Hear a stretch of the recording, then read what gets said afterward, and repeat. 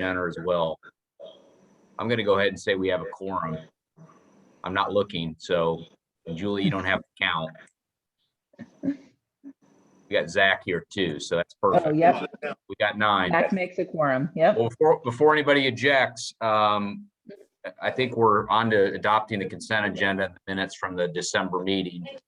Do I have a second? Second. All in favor? Aye. Aye. All opposed? The agenda is adopted. And I think next we'll move on to, and Julie, you can stop me if there's something else you need to do administratively.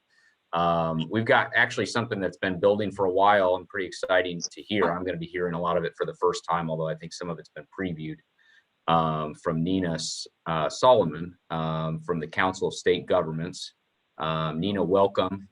And we're really looking forward to preliminary report, final report on the preliminary review of our juvenile justice system. I know it's been a lot of work and a lot of participants and inputs gone in. So without further ado, I'm going to turn it over to Nina, Julie, if that's all right. I got the thumbs up. Nina, you can take it away. Sure. Thank you so much. And good morning, everyone. I'm going to attempt here to share my screen with the presentation. Can everybody see that? Yes.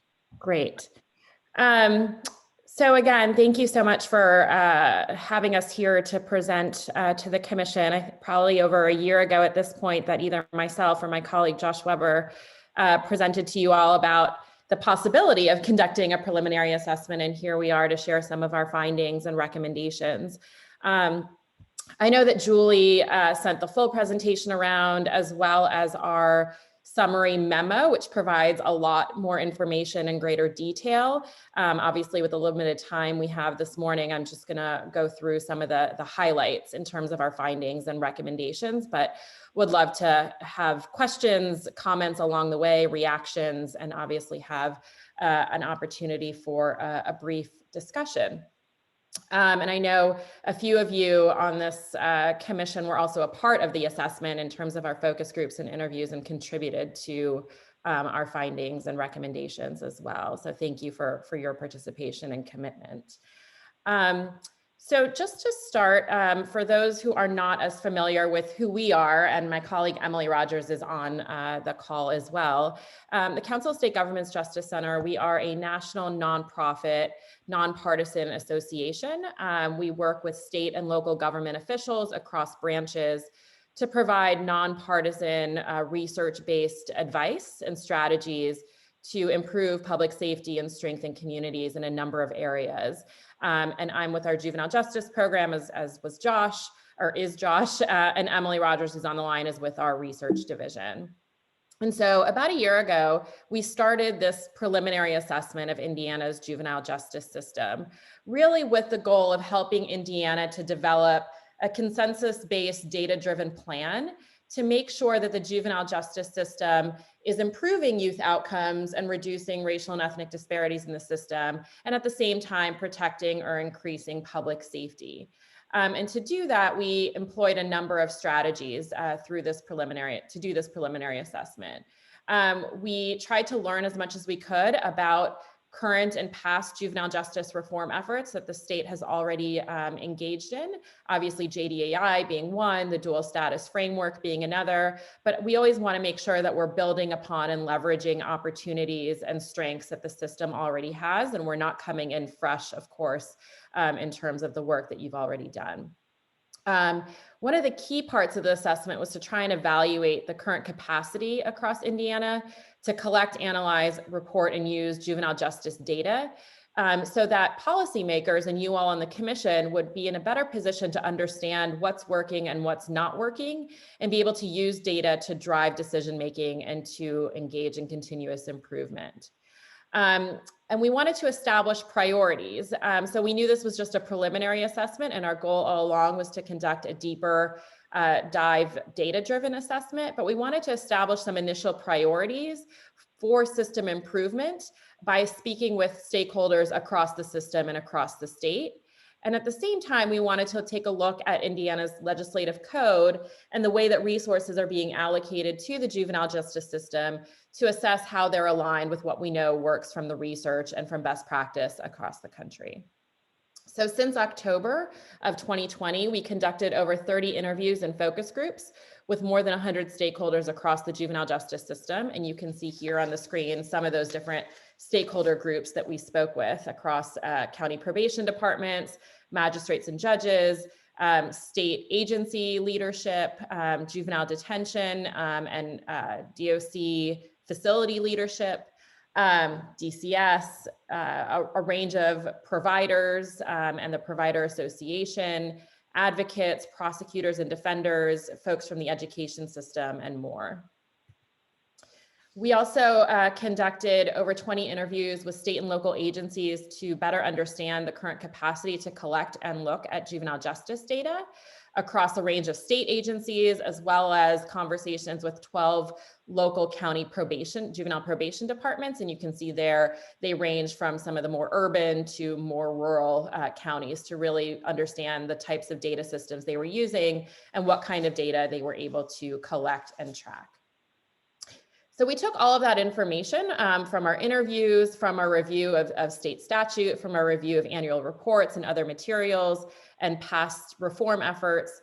And we assessed all of that information, aligned it with what we know from the research and best practice, and developed a set of key findings. And I'm gonna outline the key findings in a little bit more detail and just glance over the recommendations, just given time limitations. But again, in this presentation, as well as in the summary memo, you'll find a lot more detail on the recommendations piece. So I divided up the findings in terms of the continuum of the juvenile justice system. So first looking at the front end, how youth come into contact with the system, moving through into detention, supervision, then looking at service delivery and funding for those services, how the system is aligned to a developmentally appropriate approach, and then lastly, around data collection and data capacity.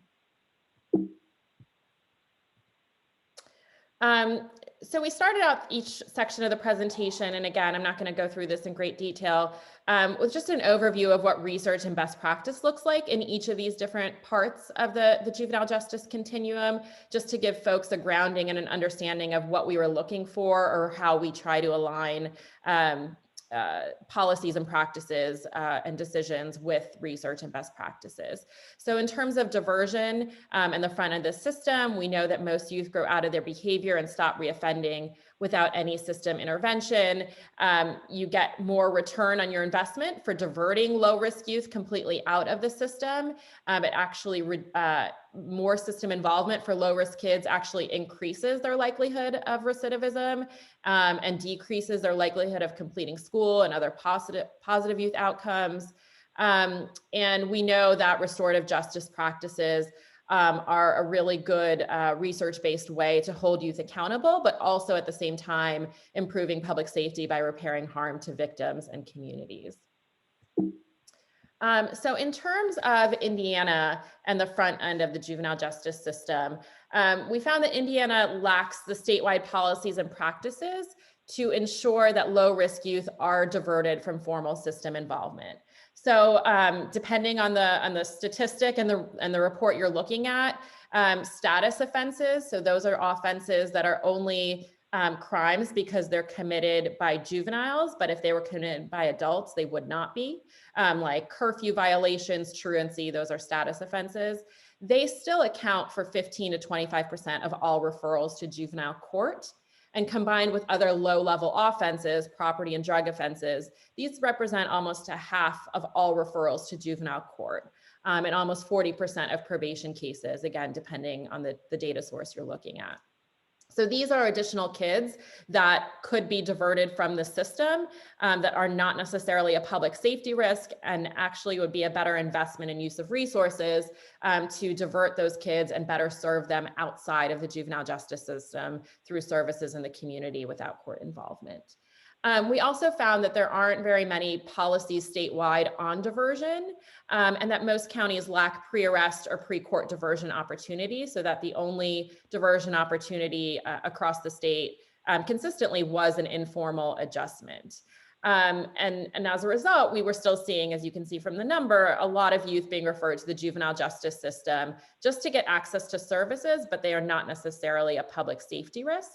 And we also saw eligibility for diversion varying considerably by county, which creates what we call justice by geography. So in one county, for example, a kid could be eligible for diversion if they had X offense, but in another county for that same offense, they wouldn't have the opportunity for diversion. And we know that that creates a number of inequities, not just in terms of their offense, but in terms of race, ethnicity, a lot of subjective decision-making that can happen as a result from the lack of criteria and statewide policy. And then for those youth that are in informal adjustments, the more kind of formal diversion opportunity that still requires probation or some court involvement, we see supervision conditions that are very similar to those for youth on formal probation supervision. So there really isn't that much of a difference except for the length of time that a youth might be on supervision between informal adjustments and formal probation supervision. And we see that in a lot of states and jurisdictions around the country, that we really call this probation light because it is very similar and it can have the same consequences for young people in terms of recidivism and other outcomes as if they were on formal probation supervision. So our next set of findings is on the use of detention, and really quickly, we know that detention should only be reserved for those kids who pose a direct risk to public safety or present a flight risk for prosecution. The use of detention screening tools to guide detention decisions are increasingly being used around the country, as well as policies and training on the use of those tools. I know in Indiana, JDAI counties and a lot of other counties are using some sort of detention screening tool to help make those kinds of decisions. And then having a robust continuum of alternatives in the community so that youth who are awaiting hearings that might need some sort of respite care or placement for a short period of time or services can get access to those services without being placed in detention if they are not a public safety risk.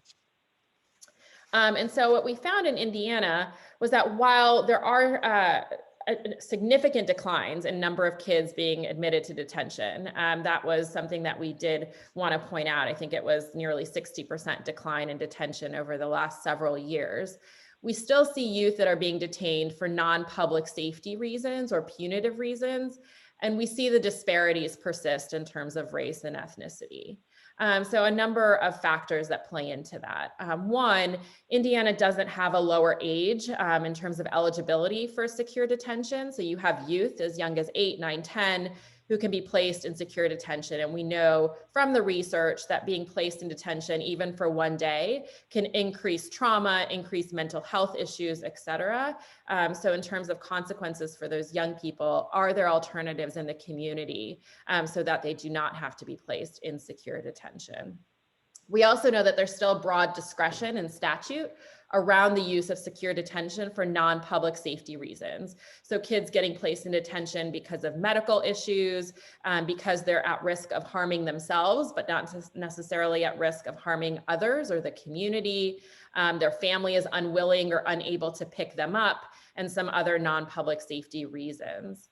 We also see that placement in detention can be imposed as a disposition, so after adjudication, and can also be used as a punitive response to a violation of probation. And while we saw detention admissions decline, the length of stay in detention at the same time went up. So kids now being placed in detention and staying there for upwards of a few weeks or longer, and particularly an increase for youth of color.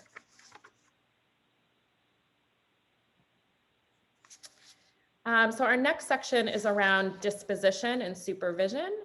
And I'll pause at the end of the findings just for questions and comments. And Julie, please let me know about time as well, because I'm trying to monitor that.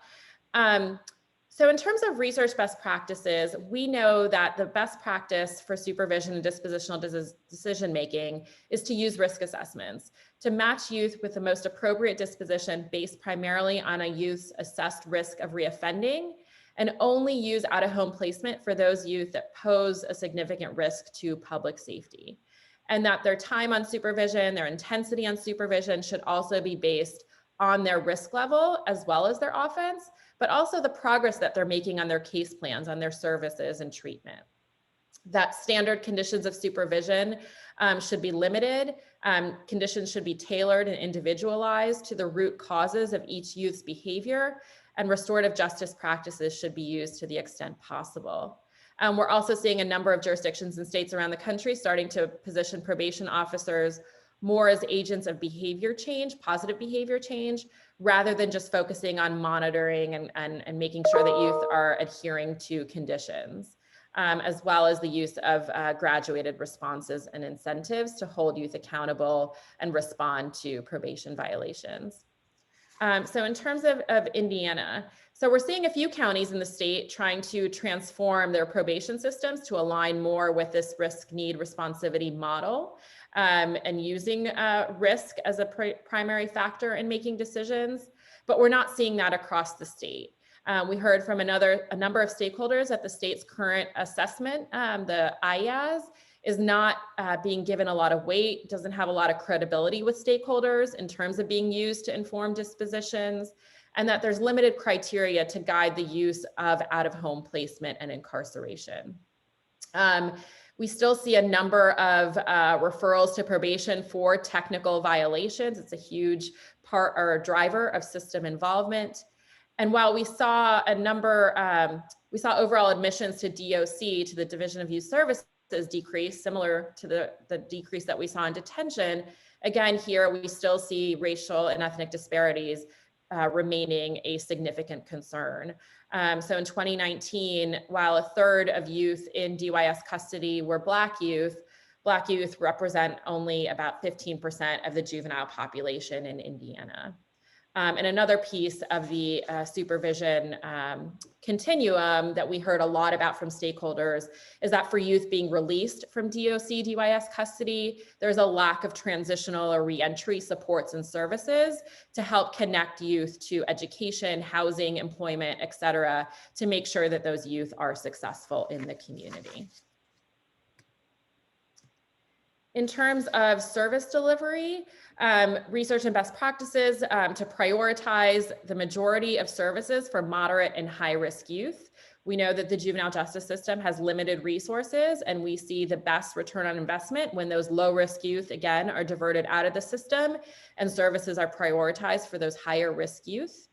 Being able to match youth to services based on their criminogenic and behavioral health needs, making sure that services are research-based. I'm not using the word evidence-based, but research-based, and ensuring that there's a quality assurance process and a mechanism to hold providers accountable and to be able to collect that data on youth outcomes and provider performance to make sure that you're able to allocate your resources to those services that you know are actually working to reduce recidivism.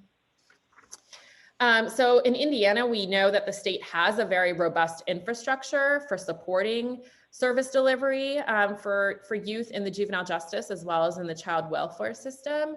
But there are limited policies and processes to make sure that resources are being used efficiently and effectively for this population. So the services that are funded through DCS are not always targeted specifically for youth in the delinquency system. And while we know that there is an overlap with the child welfare system in terms of population, delinquent youth or youth in the juvenile justice system do have unique needs. And we need to make sure that there are services that address those needs. Also that there are limited policies to make sure that services are used by counties for those moderate and high risk youth, and that those services are actually matched to the needs of youth in their communities. We have seen an over-reliance in particular probation departments on the use of residential services, regardless of the availability of community-based services, but we did hear that rural jurisdictions in particular lack the necessary behavioral health and family treatment options in the community. and also that there's a lack of formal quality assurance policies to be able to assess the fidelity and effectiveness of those services. And we'll talk more about that in the data section in terms of limited outcome data being collected and available.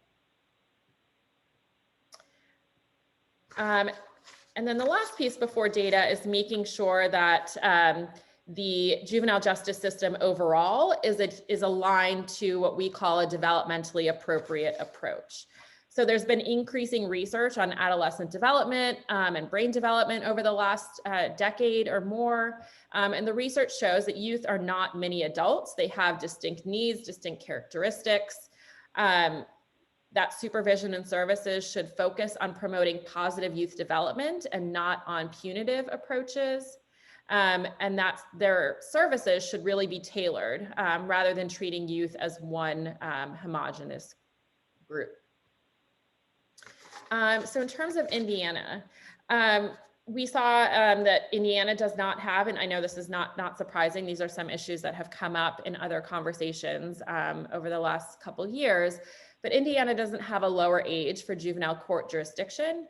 And we saw almost 10% of referrals to juvenile court were for youth that were aged 12 or younger. There are a number of different fines and fees that can be imposed on youth and families as a result of court involvement, whether that's defense, the use of confinement, participation of services, and we know that could lead to other collateral consequences.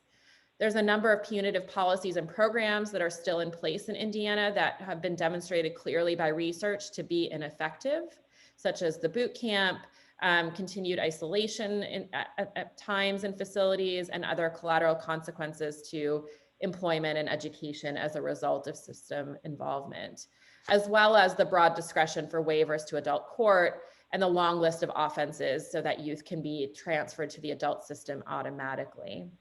And I'll share a few examples of how other states have tackled that issue. And then the last section is around data capacity and data collection. So we see that Indiana, and I don't think this is surprising to anyone on this call, as this was probably the main reason that CSG was brought into the state, was that there's limited capacity right now to collect, track, and use juvenile justice data to really be able to understand what's happening to youth as they move through the system and to evaluate how the system is performing and how youth are faring. There are no or very few statewide performance measures to assess how the juvenile justice system is faring. There are limited data definitions that are standardized across the state. There's some in JDAI counties for a certain set of data measures, very limited reporting requirements for juvenile justice data. And as a result, there's limited data that's available on youth outcomes, including recidivism. DOC calculates recidivism, but really just reincarceration, not looking at multiple measures of rearrest and so forth. And for probation departments at the local level, we heard of them being unable to match kids in their data systems. And so they actually had to use hand counts to track recidivism if they were going to look at that on an annual basis. Indiana is unable to track youth right now across the juvenile justice system continuum, from point of referral, how they come into the system, through reentry if they are incarcerated in DOC, given that there are multiple data systems in use and there is no unique youth identifier that tracks a young person as they move through the system from court, supervision, et cetera. And there's limited capacity in state and local agencies to conduct data analytics, to look at the limited data that is being collected, and to hold providers, other state and local actors accountable, as well as to support quality improvement processes based on data.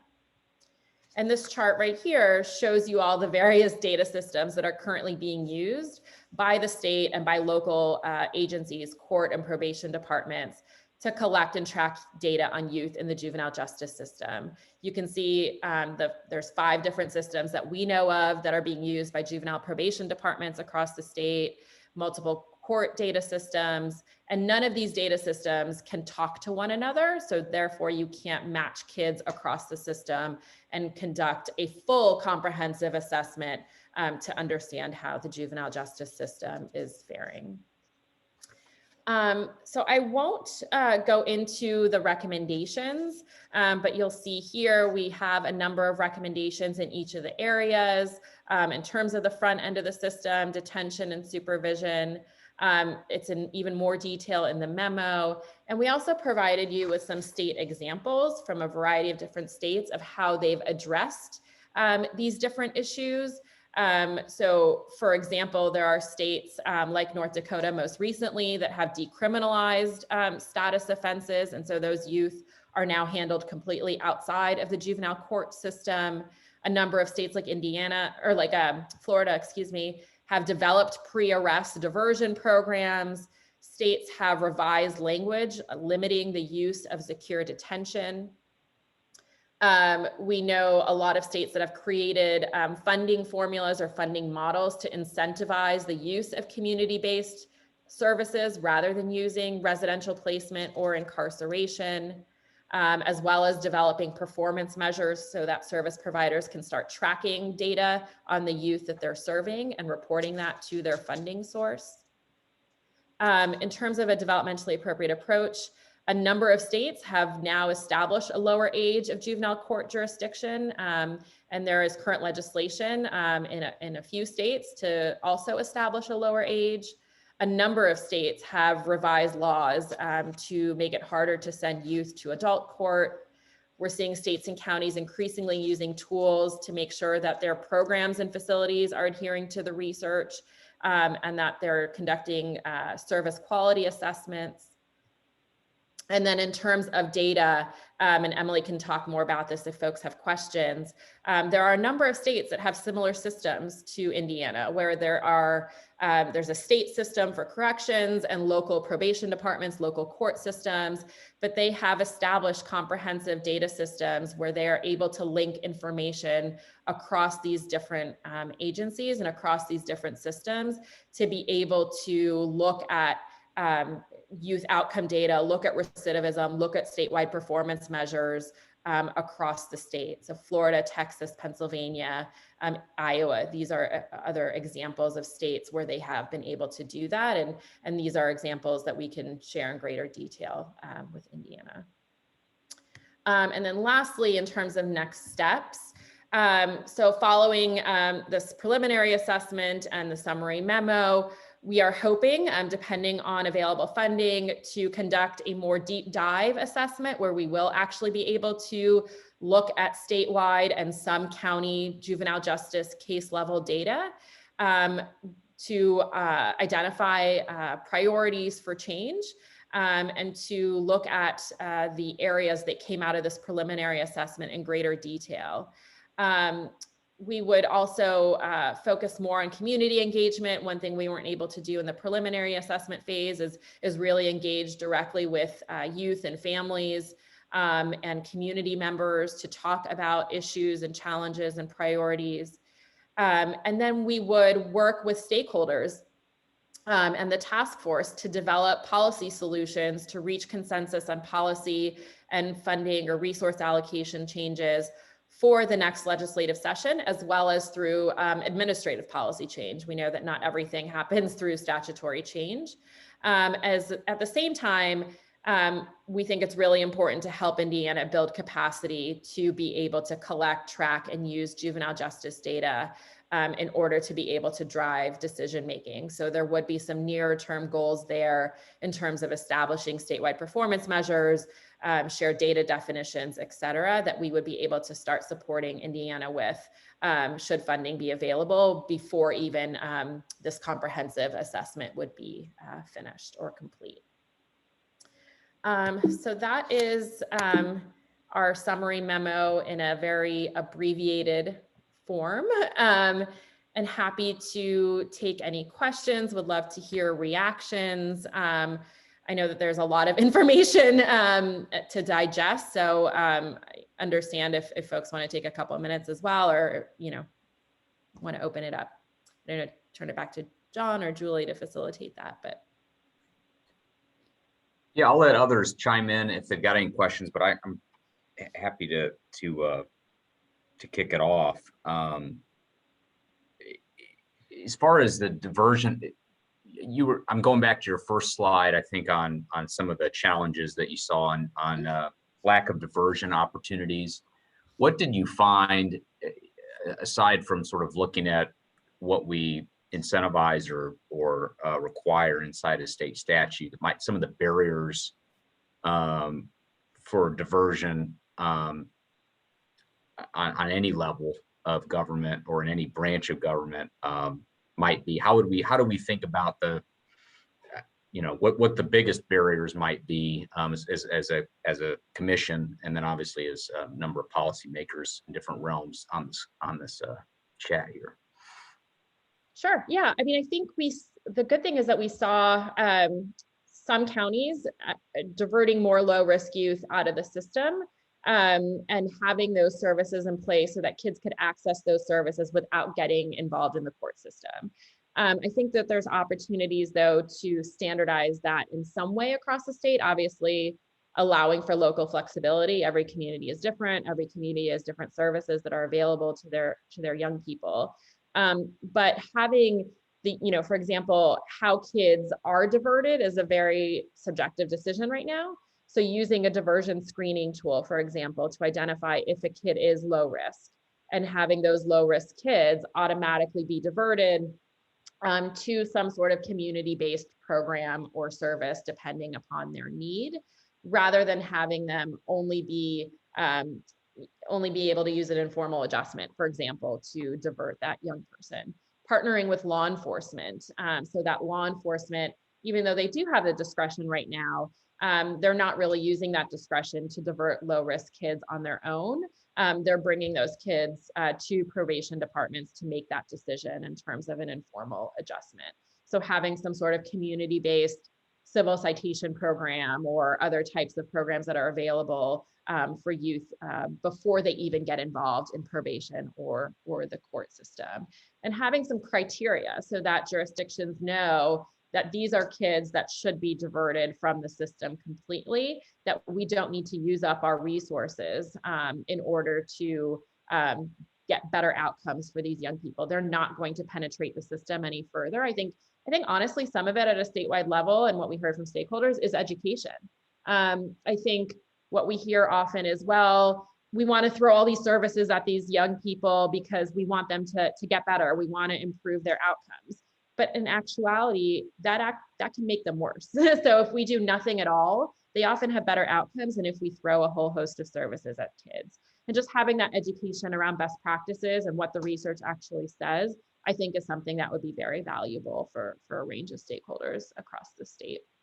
So those are just a few ideas. Yeah, no, thank you. Any other questions for Nina? Yeah, I had a question. Thank you for the report. I thought it was really helpful. I guess it's a question. We've got Susan Lightfoot online. She's on probation. I'm surprised that you found such a discrepancy with people using the risk assessment. That's done at the probation level. Susan, have you heard that with probation officers? Because we have the youth risk assessment, which has been adopted and it's required. So that was a concern. The other thing with regard to the civil citation, is that usually legislative? I mean, that's before court would be involved. That would be something the police would issue the tickets. I'm very familiar with that with other jurisdictions, and it does work. And I don't know if we've got any legislators on the line. That has some good outcomes. So that's a two questions. Susan, this is news to me that we're not getting we have the risk assessments aren't being regularly utilized. My understanding, Chief Justice, they are being utilized. However, how they're being utilized once they're conducted is another story. And I think that varies county to county. Some of that is basically numbers you need to conduct programming. We're told you shouldn't throw low risk in with higher risk, but in smaller counties to run a program, you have to have so many numbers. And there's been discrepancy over the years with different counties putting more weight on the IAS and IRAS for that matter in regard to how they're utilizing programming with those kids. And then Judge Galvin, see, Steve, I think that highly of you, Judge Galvin from Monroe County. Have the juvenile judges seen this presentation? Because I think this is really fascinating. I mean, it's interesting. And what are next steps with regard to the judges? Or one, have they seen it? Should we present it at the meeting, the meeting in June? And that's my last question. I certainly hope it will be presented at the meeting in June. I think that this is truly a step in the right direction. And in fact, I think this is fantastic.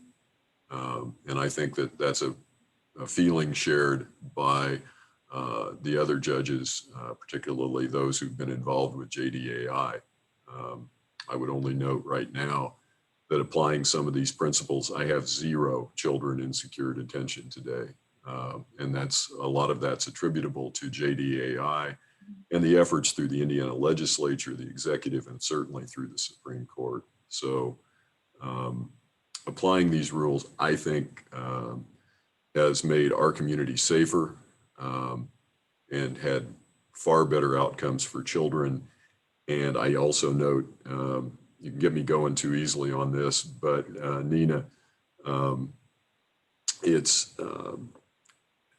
I would simply say that we spend most of our time on moderate and high-risk kids, and we have less than 100 cases filed a year now in this county of 130,000+ people. So keep up the good work. And yeah, the judges, for the Chief Justice, definitely, I do think that this is something they need to hear. And Chief Justice, I'll just throw in Judge Kenworthy was on the task force, and I believe there were a few other judges as well. I'm not sure if they were all in attendance on Friday at the task force meeting, but I think we had at least 4 judicial officers as members of the task force who had the opportunity to hear this. But I can connect with the Education Division and see if they can make room for it in the June agenda for all the juvenile judges. Great, thanks.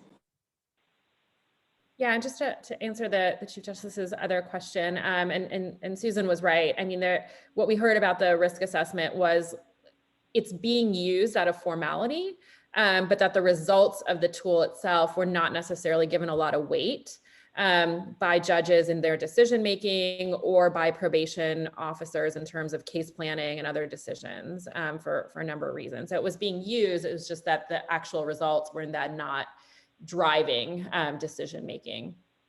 And then in terms of your question on diversion, so yeah, in Florida, for example, the civil citation program is in statute.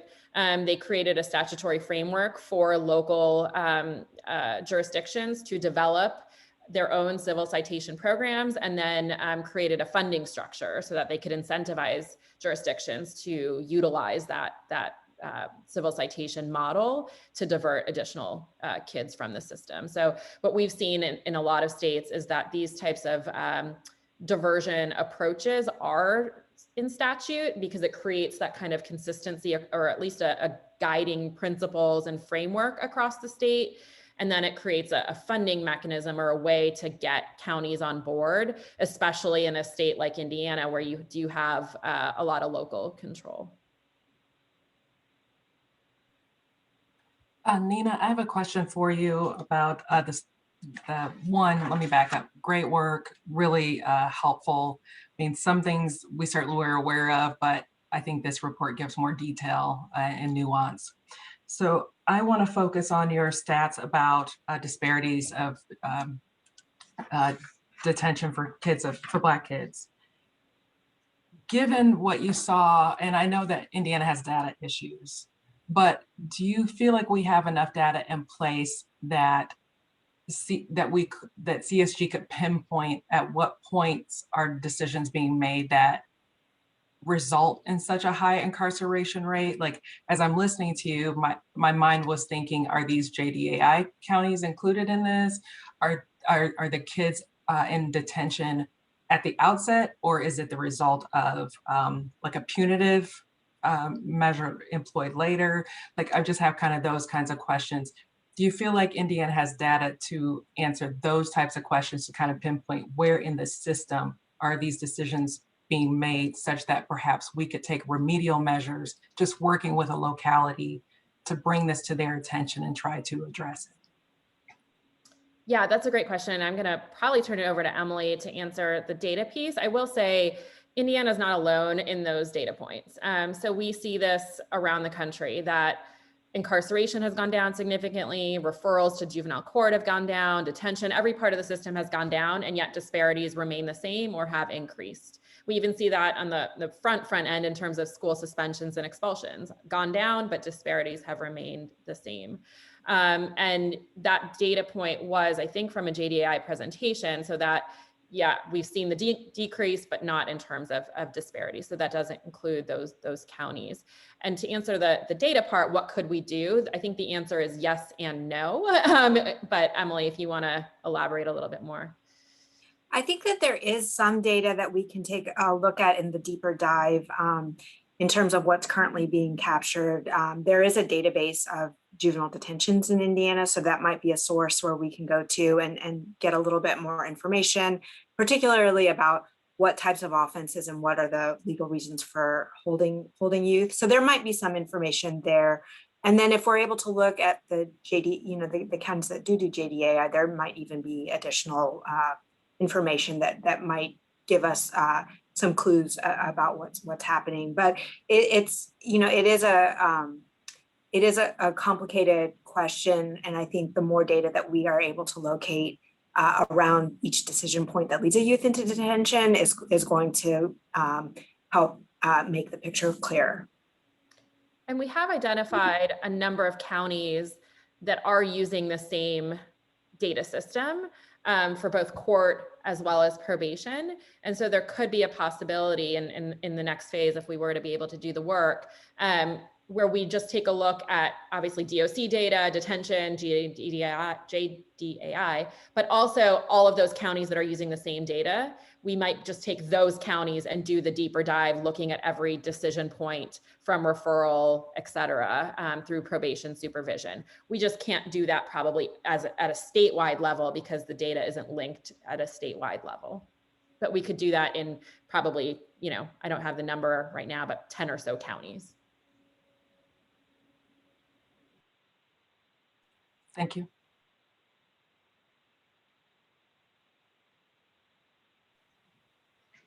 So it looks like, as of this moment, there might be some money in the budget. So I'll just say that. I think we'll have some confirmation by tomorrow, but it looks good to be able to continue on to a new phase. Julie, thank you for that, because I was wondering when we would get to ask that question. Yeah. When will we know about next steps? Thank you for the update. And do we have any other questions for Nina? The only other thing I was going to ask is, you mentioned a couple counties, I think, that had been at least diverting a number of youth that you observed, obviously, in your preliminary results. If you could just pass those on, I'm sure that Julie and others are aware of some of those standouts. And obviously, as you dig deeper, we're going to find others as well. So just be curious to sort of who those are, even just in the preliminary research. But this is really helpful, and it sounds like there's going to be a lot of other presentations potentially that stem off of this and conversations that so Julie and others will have to make sure we can kind of direct all efforts as we get the funding in line and scope of the next steps. So very exciting stuff. Long time in the making, I think. Great. Hey, John, if I could just make a quick comment. Yeah, please. Regarding the budget, it is now available, I think, as of 10 o'clock this morning. You can find it online. You go directly to like the House Republicans website or the Senate Republicans website. You can see a link for it. Thank you. Yep. Great. Well, thank you so much for having us present. And I will say, just to echo your comment, one thing that we always want to do is catalog best practices and build upon the strengths in the system. And, obviously we presented a lot of information in terms of what Indiana could improve on, but there is a lot to build on as well. And I think we want to scale that up. So I don't want this to be completely negative picture. There is a lot that we can build on in Indiana. Great, thank you. Julie, my plan was to move on to the emergency shelter care map sort of recommendation piece of that. Are we set with enough members of Yep. the commission to go ahead and start that. I think we got Yes. Matt Gooding from DCS and Mike Gray from Madison County Probation to present. Yes, and Okay. I believe that Thank Judge Galvin was going to introduce this section as co-chair of the Juvenile Justice Task Force. Can everybody see the slides? Great. All right, Judge Galvin. Yes, I am Judge Steve Galvin from the Monroe Juvenile Court, and I will be introducing our speakers this morning. I can't help myself. Nina, I just have to tell you one other thing before I do this, that you can find disproportionate minority contact data points that are captured statewide, and we do have that system, and I just want to point that out to you that we put some effort into that, so that is available.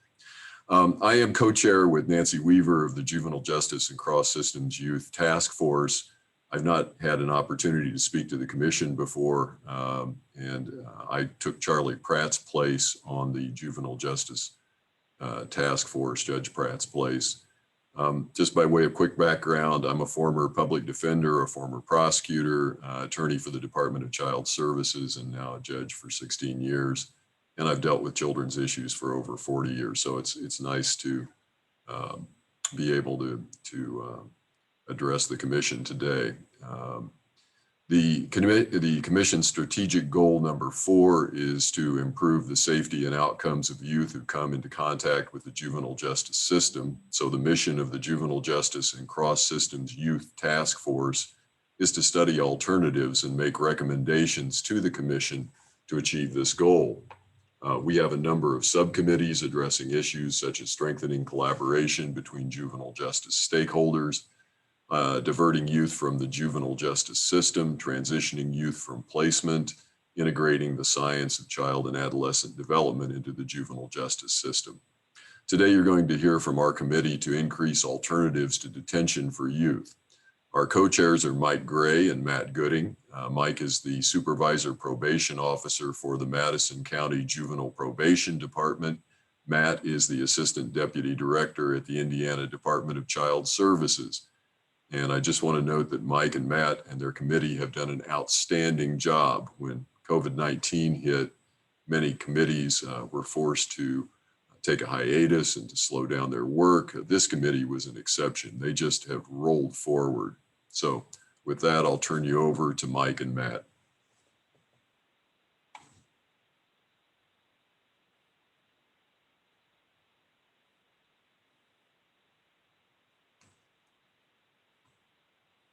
Mike, I think you might be muted. You would think after a year of doing this, I would know to unmute myself before that. My apologies. So thank you, Judge Galvin.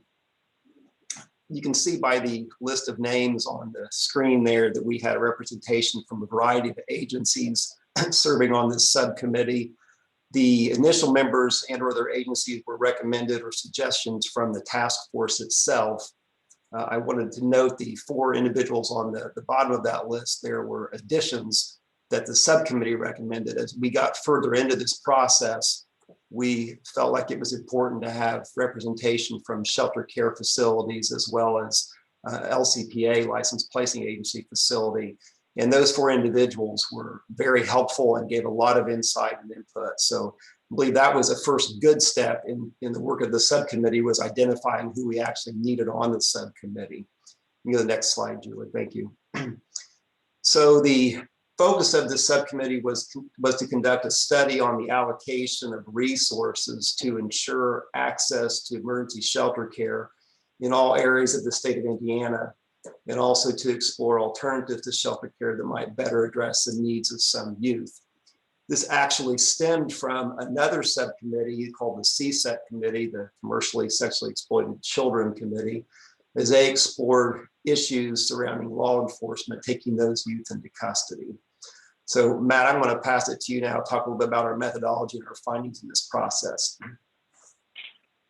So Mike and I started planning for this subcommittee in August of 2019, and we started meeting monthly in November. And originally, as Judge Galvin alluded to, we were meeting at the government center.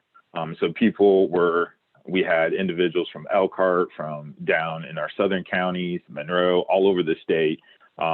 And when the pandemic happened in March, we did move to virtual. And I think even when we were in person, our attendance was nearly 100% throughout it. We were very consistent, lots of involvement from all of our members. So originally when we started meeting, it was clear that we all had a lot of personal experiences with shelter care availability, and we identified some key components just through our initial team that we needed to get more information on from probation departments or from DCS local offices in terms of how did they view the need for shelter care, what alternatives are they utilizing for shelter care and or for detention, what services are available. So we sent that out in November, December of 2019 and got that data and really looked at it and assessed it as a group. And then we also found out through the course of the year that there was a lot of variance in terms of how people viewed shelter care and what shelter cares used for their target populations for youth that they could accept. So we sent out a survey to all of our shelter cares across the state, trying to get more detail in terms of what are the exclusionary criteria that they utilize. We asked questions in terms of, do you send referrals? If the SCM or PO contacts you, do you give them information for other shelter care facilities? So we were really trying to get into what does that process look like from the shelter care point of view. We had multiple speakers come to our group, including Judge Dowling, come to talk about CSEC and the work that they're doing and the need to serve that population of the commercially sexually exploited children.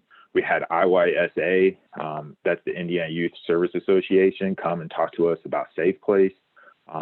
And so we could think about whether or not that could be a resource for our group. And we had DMHA talk to us about for kids that are on wraparound that have really high CAN scores, there's something called facility-based respite. So kind of similar to shelter care, they utilize some different facilities than necessarily DCS does. So we had them come and really explain that to our group. What does that look like and how does that process work? Next slide, please.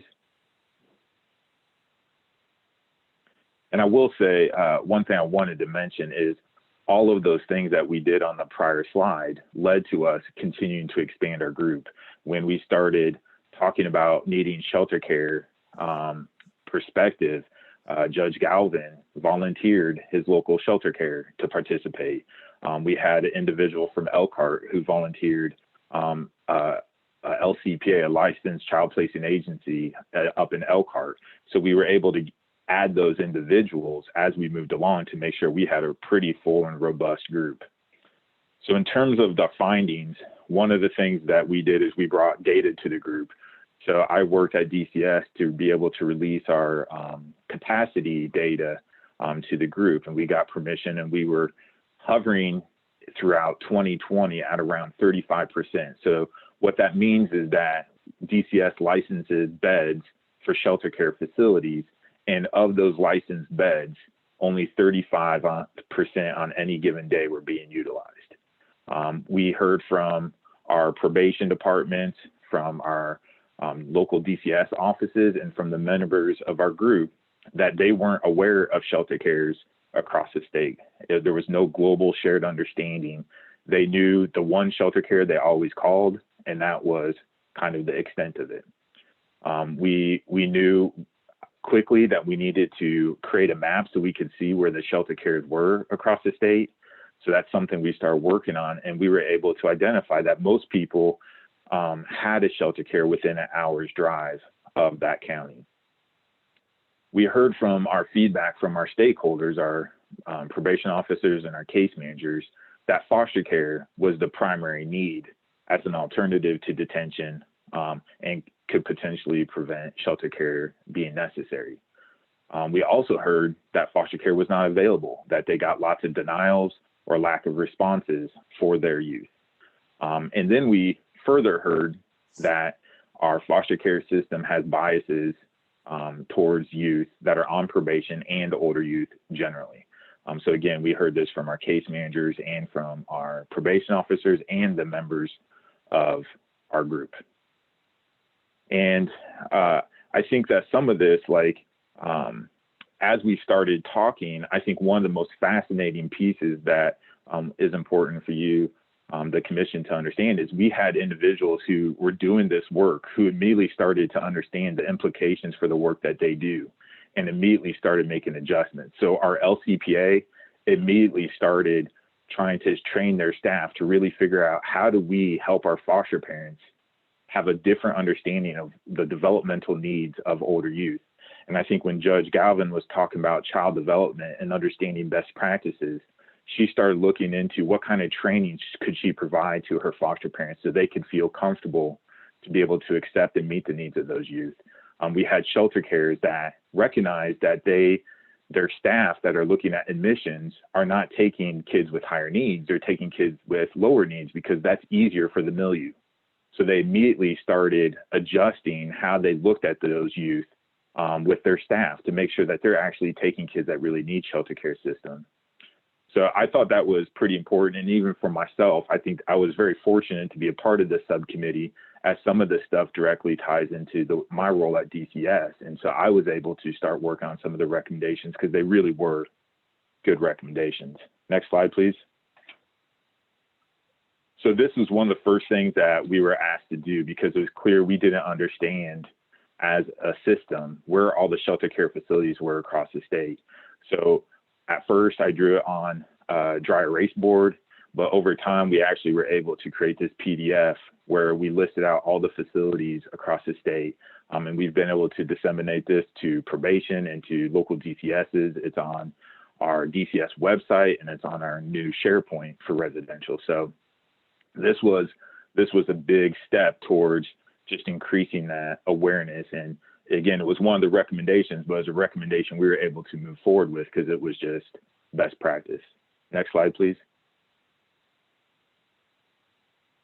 So the recommendations that we came up with, we kind of put into 3 different categories. So as a group, we talked throughout the year about different ideas. And towards the end, we were pretty consistent in terms of what were the ideas that kept coming up. And so what we did is we tried to use some lean methodology. It's just a practice where you look at impact versus effort. So as a group, we met for, I would estimate, 2 to 4 hours to really go through all of our different recommendations and what would be the impact if we made those changes and what would be the effort if we were to implement those changes. And then based on that score, we identified the ones we wanted to present to the commission as the ones that could make the biggest effort, biggest change, and the ones that had the most viability to be implemented. So the first one that we're going to talk about is increase awareness.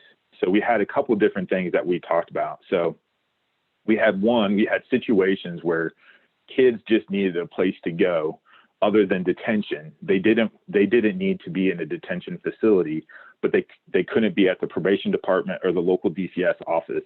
And maybe we're going to try and reconcile the issues with their parent so that we can maybe put in services so that the parent will agree to come and pick up their child, or that we can find foster care.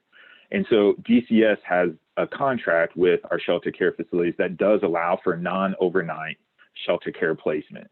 And so that's been a part of our contract for a long time. It's not been heavily utilized or utilized at all.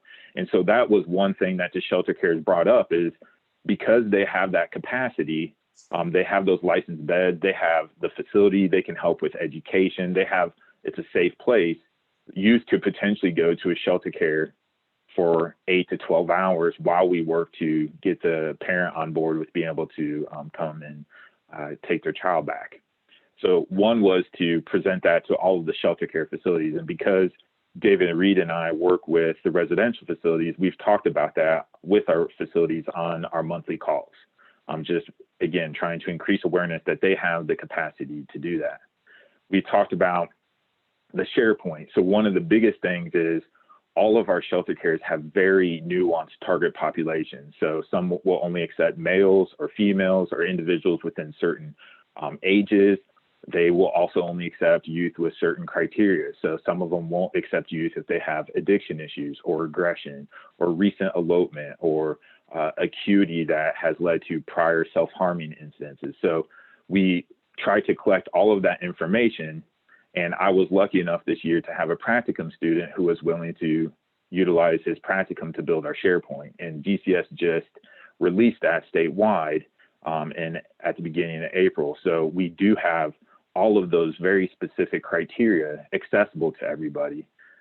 And then finally, we have the map. So the map, again, there was just what we heard repeatedly throughout our surveys is that a probation officer or case manager thought the only facility that they could utilize, whether that's just what the county had told them or what they were aware of, they didn't realize that there could be others within a reasonable driving distance that they could also utilize.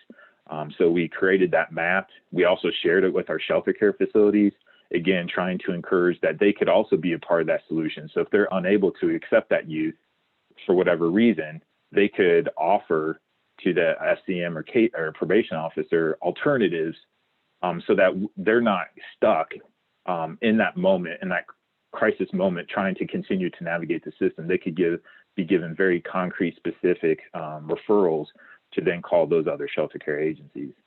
And Mike, do you want to take our next recommendations? Yes, thanks, Matt. Just to piggyback on what Matt said about the non-overnight emergency shelter care stays, I just wanted to state, just this is anecdotal, I understand, but in terms of the awareness, I had been a probation officer for 34 years.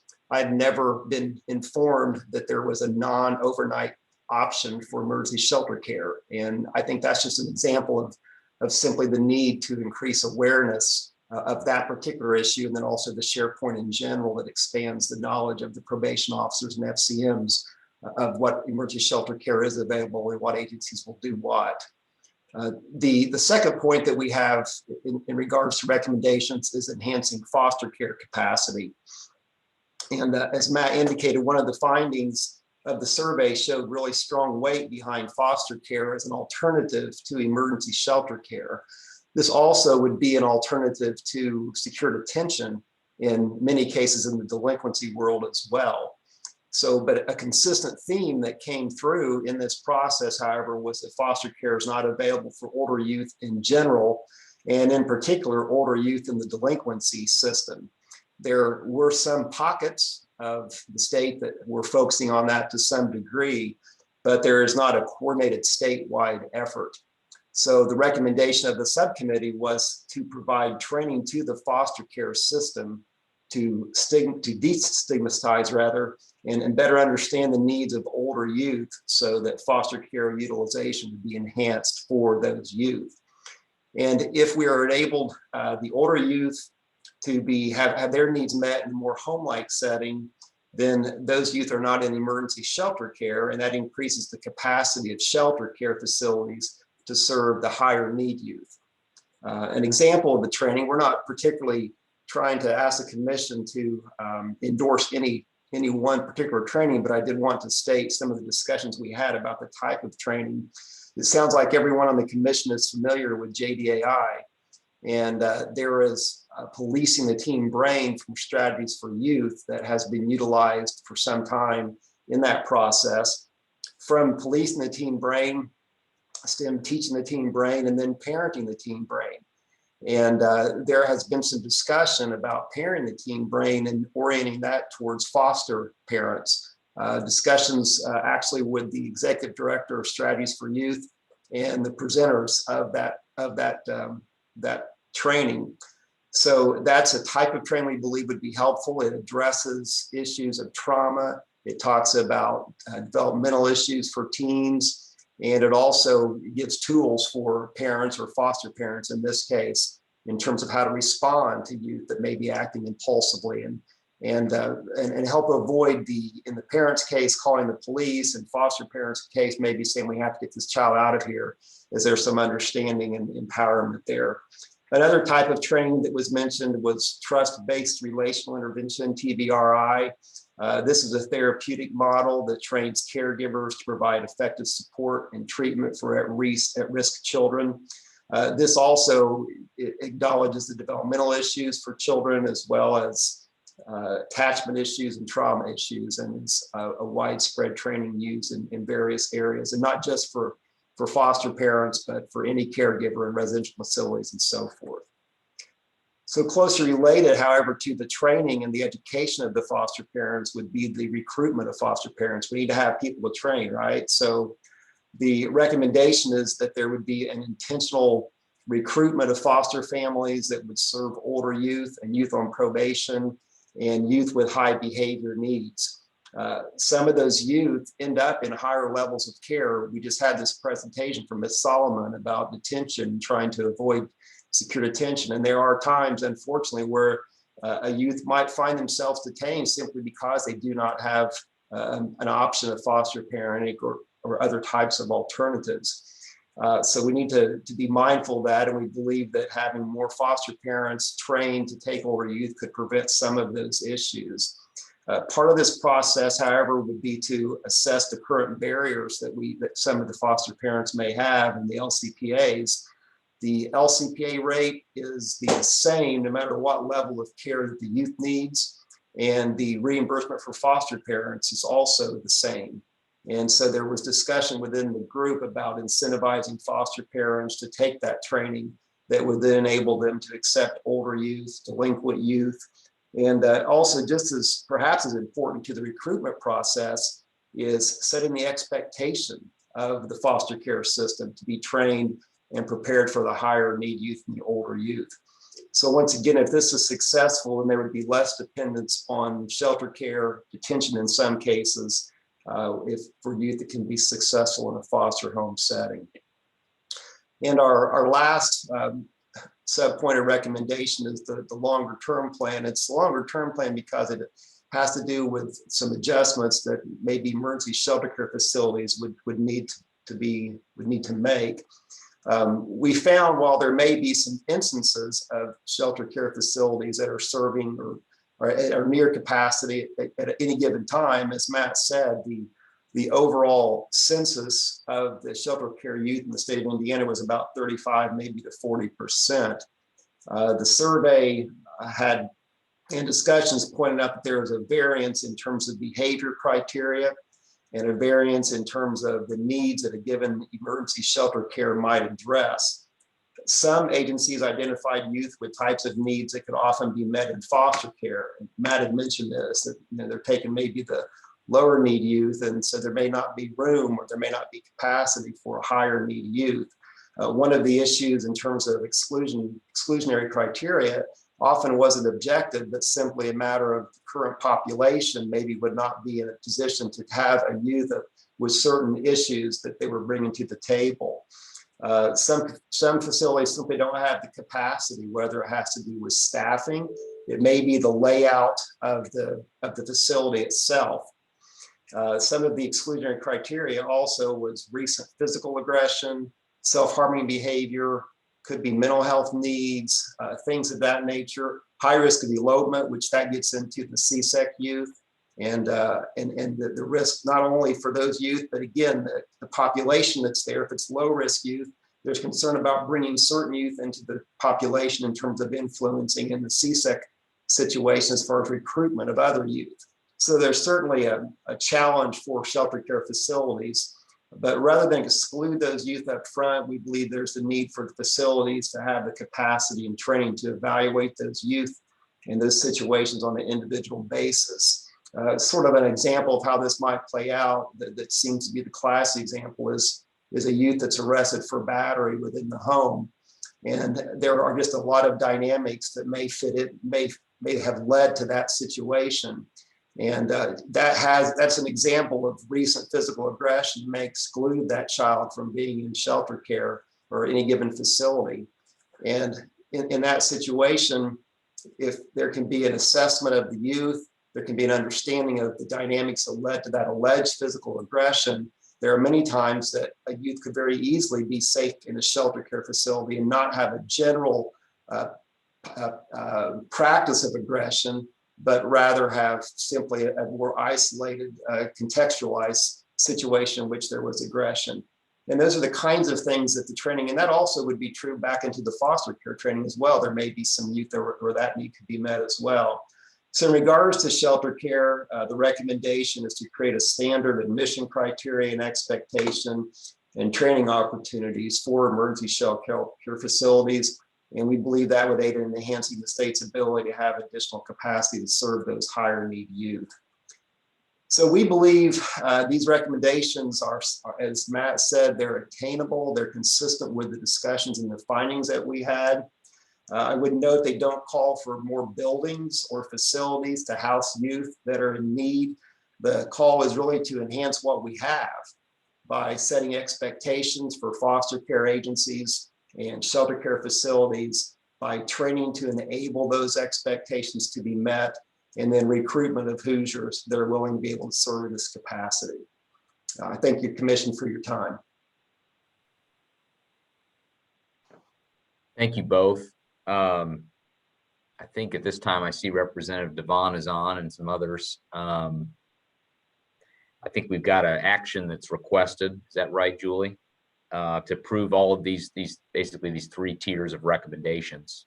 Yes, and there were 5 different individual recommendation forms that were submitted, but you know, the 5 recommendations were just summarized by Matt and Mike. So yeah, those were what they're asking for approval for. So do we have a motion to approve? So moved. Second? Second. All in favor of adopting the recommendations? Say aye. Aye. Aye. All opposed? The recommendations are adopted. Next up, we have, I believe, the Department of Education, Stephen Balco. Hope I got that right. Correct me if I'm wrong, on a presentation on serious and violent delinquent behavior. Stephen? Good morning. You got that correct there. So thank you very much. Good morning. I appreciate your time. No recommendations this morning. Wanted to provide commissioners an update on the work of our subcommittee. We were tasked with identifying and encouraging adoption of effective and promising practices for preventing serious and violent delinquent behavior. In order to begin doing that, we had to define what is that behavior that we'll be looking at, how do we quantify it. So we started reviewing and understanding definitions used by the FBI, the Office of Juvenile Justice and Delinquency Prevention, CDC, and other entities, and came up with the definition that is there on your screen, using serious and violent delinquent behavior as an act alleged to have been committed or committed by a person under the age of 18 involving violence against another person while using a weapon and or resulting in moderate or serious bodily injury. So then in order to collect the data and quantify what that definition is, we had put in a data collection request with court services in order to begin to identify that. I would direct your attention to the packet, and in that packet, you'll see the list of offenses that we have included in there for us to be able to pull that definition and marry that up with the data.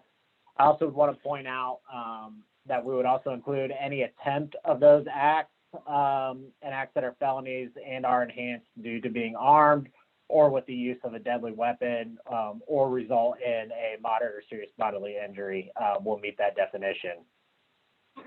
Additionally, I would want to say that we, while it does not meet the definition, this definition of serious and violent delinquent behavior, our subcommittee has also agreed, and we're going to include in a separate category the acts such as carrying a handgun without a license and dangerous possession of a firearm. So while they don't meet our definition, I think it's important to capture those as well. So the idea for us is that we will review this data. We've received the data, had to put back in another request for additional information. We're going to look at the trends over a number of years, see what the trends are as far as location, types of offenses that are occurring, how they're occurring, and then match that up with different prevention materials, different prevention programs, intervention programs that can be targeted to meet the specific acts that we're seeing and as they're being presented, and be able to meet the needs of the various communities around the state. Hearing from presentations, so far we've met with, our subcommittee has met with, the Department of Correction Division of Youth Services on the work that they're doing, have met and had discussions with the Cure Violence folks, and we're also talking about, school-based versus community-based interventions and trying to find the balance between those as well. So that is where we are right now, and I'm happy to answer any questions that you might have or clarify anything. Looks like we lost our chair momentarily. Does anybody have any questions for Steve?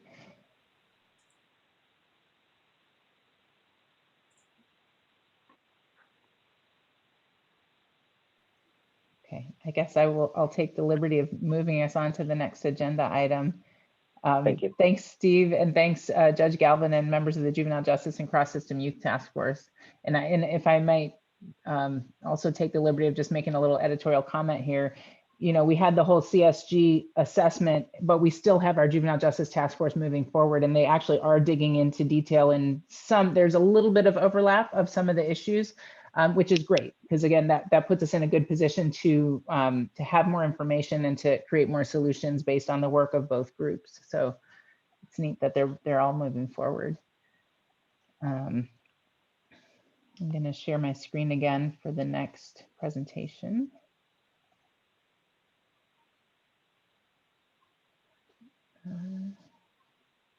And we have Kate Shadle from the Indiana Department of Health presenting on teen pregnancy prevention. Kate. Yep. Great, thank you. Thank you to everyone who is hearing this out today. We're really excited to present our new teen pregnancy prevention grant here in the state of Indiana. You can go to the next slide. Thank you. About a little over a year ago, there was a new funding opportunity announced through our partners at the Office of Population Affairs. This was released back in February of 2020. It is a cooperative agreement for a 3-year grant cycle with awards of up to $1.5 million per year. This grant is one that has not been here in Indiana to date. The State Department of Health has not held this. So when we looked at the grant opportunity, it was really all about optimal teen health. This paired really nicely with the findings from our statewide Title V needs assessment for maternal and child health.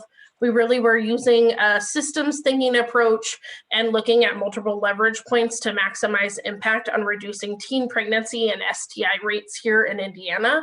The ask was that we use evidence-based programming, and that's evidence-based culturally, age-appropriate, medical-appropriate, trauma-informed curriculum when we do this.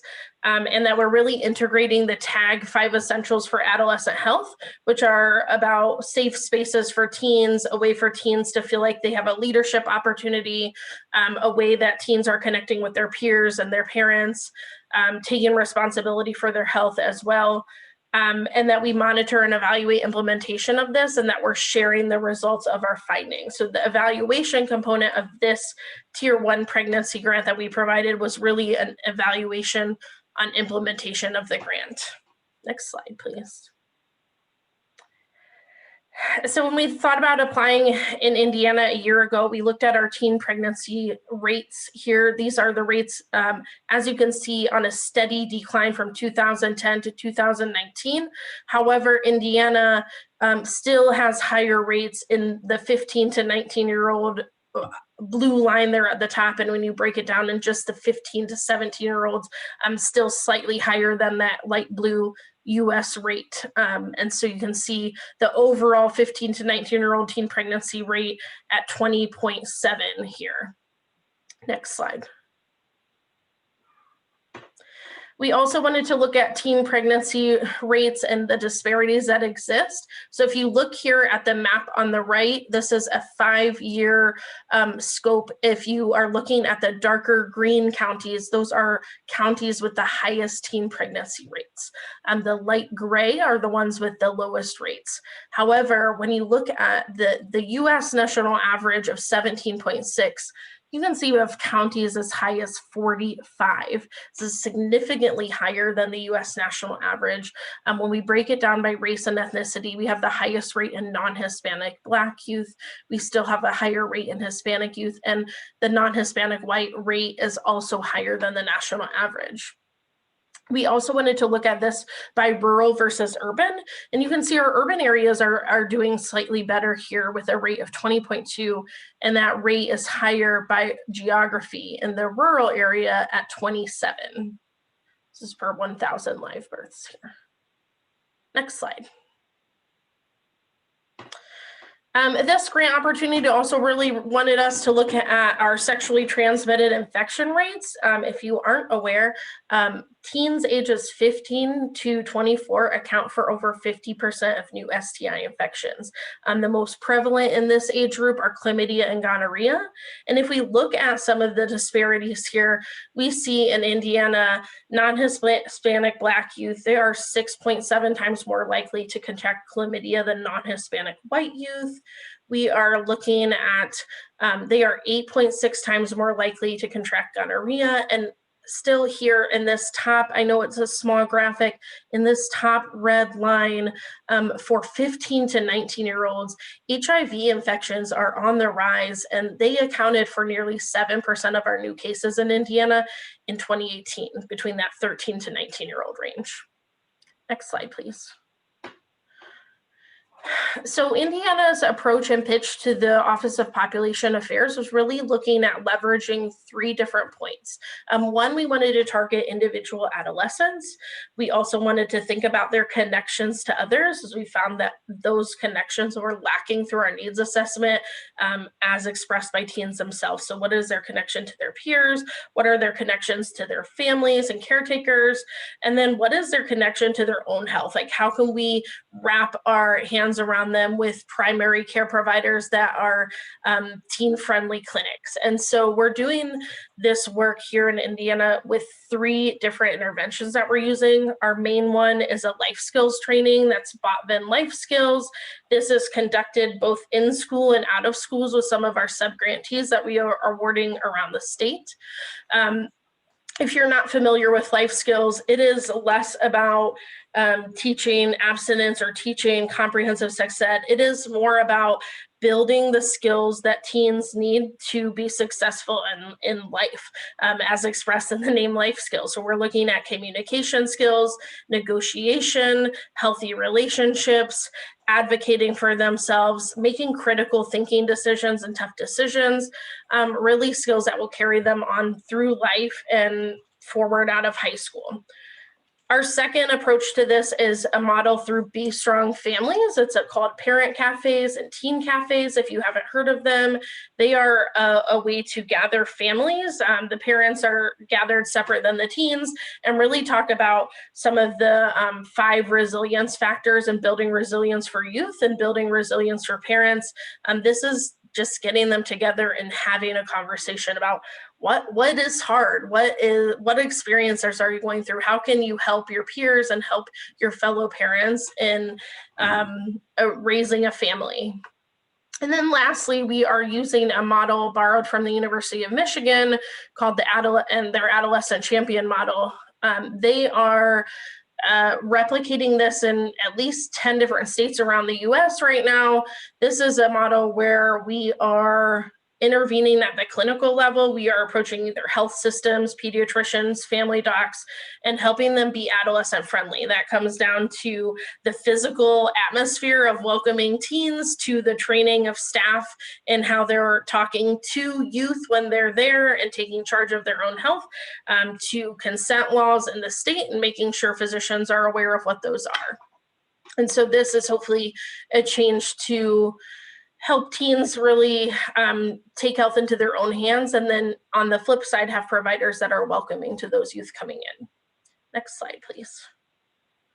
Okay, and so our estate, obviously we were awarded this grant, sorry to bury the lead.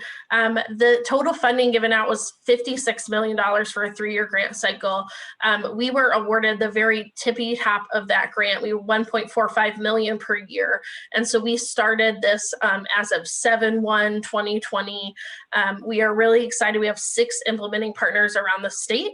We have 2 support partners that are helping us with evaluation and training and technical assistance. And then we have our 2 model-based partners, which are Be Strong Families and University of Michigan. Next slide, please.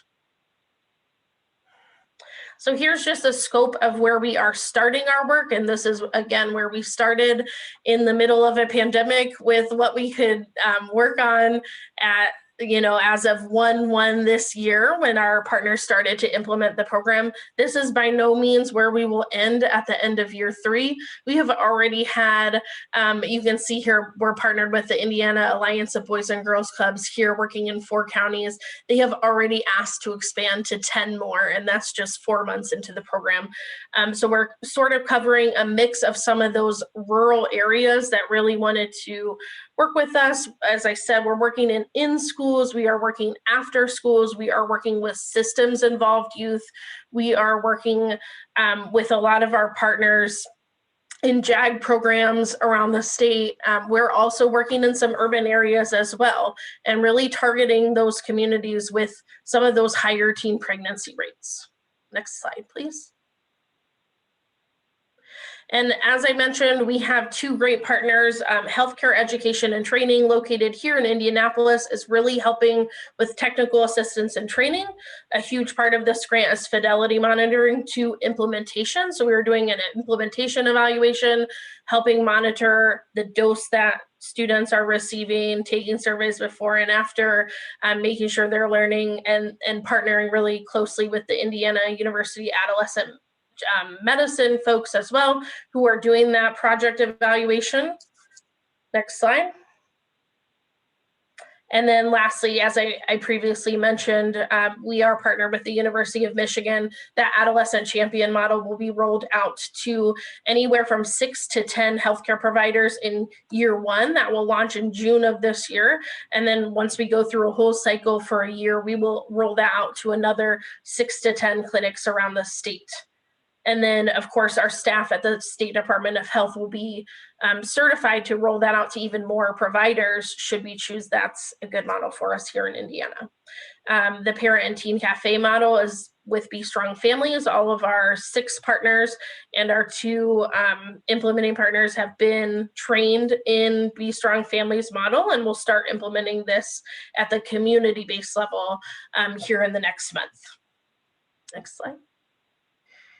So that's all I have for you. Thank you for inviting me today to present. I am happy to answer any questions. And thanks again. I have a quick question. Yeah. You mentioned so after the stats about teen pregnancy and STIs, you mentioned a life skills training program. How is that implemented? Is it implemented in school? You may have said this, I missed it. Is it implemented in schools? And then my next question is, does the curriculum cover prophylactics, like how to if they're, prophylactics and birth control, things of that nature? Is that covered as well? Yeah, thank you for the questions.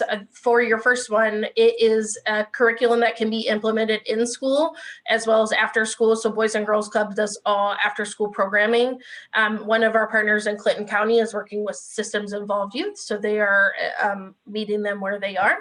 And then for your second question, the life skills curriculum, as this is a new grant to Indiana, really chose to focus on positive youth development. It is not teaching anything about birth control methods.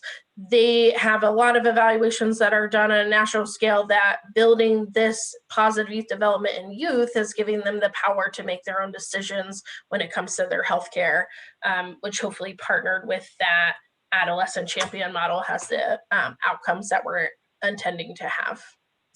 And I think the goal there would be to connect these individual adolescents with safe healthcare representatives that they can have that type of discussion with. Mm-hmm. Okay. So I have Oh, I'm sorry. Go ahead, Bernice. Go ahead and finish. So just as a quick follow-up, so Dr. Box or Kate, so after a youth goes to this class, if they do want, if they do want to secure a prophylactic or something to engage in safe sex, because that's what they're doing, they then have a professional they could go to say, hey, this is what I'm thinking about. Can you help me?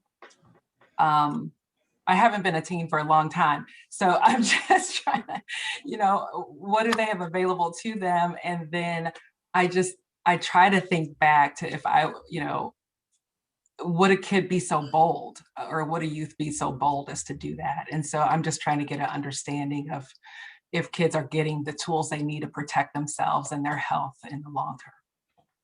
Yeah, I mean, I think it's clear that they're not, but I think these programs are about connecting them to peers and adults and other people in their life that they can trust to be able to have these types of conversations with, and to help them to know what their resources are, to be able to, depending on the decisions they're making, not only know the repercussions of those decisions, but also, the risks associated with those decisions, and then the ability to minimize those repercussions. And I mean, I haven't been an adolescent or a teenager for a long time, but I have worked with a lot of them, and I can tell you that it does take a provider that is in tune to talking with youth and with adolescents, and to understanding where they are in life.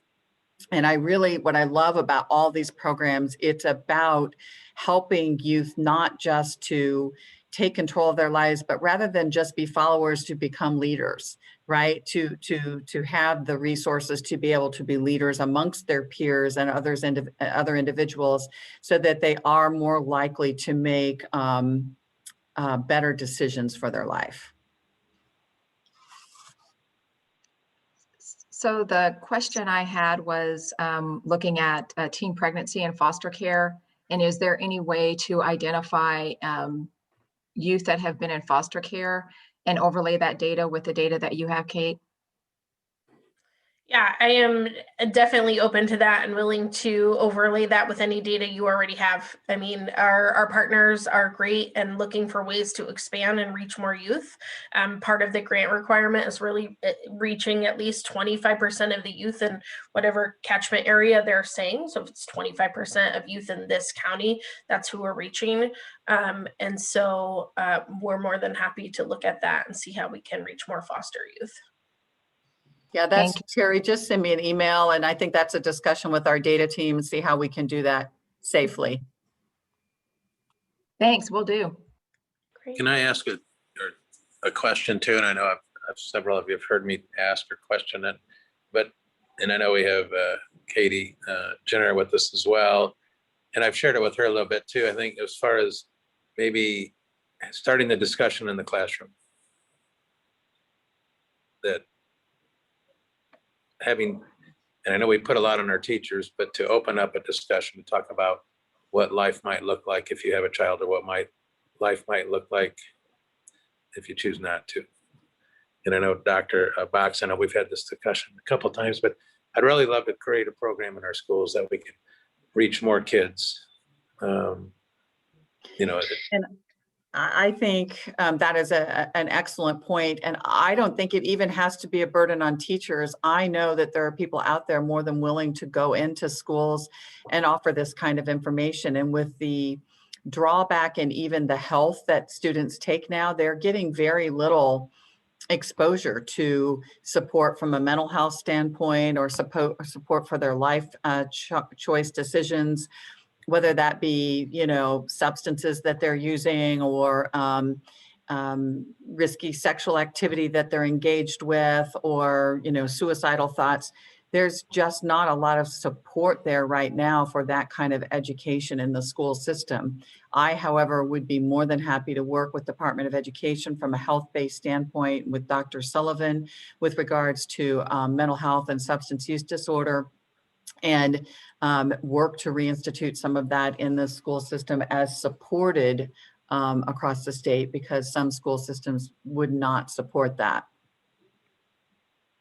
And I know when Daya, when we had the youth summit, she kind of tugged at my heart really bad, and I've met with her a couple of times now in the State House, and a lot of state legislators really have a heart for her as well. But when you have a young woman pleading to legislators to stop the cycle, that others don't have to feel the pain that she's gone through, I got to keep beating the drum for her.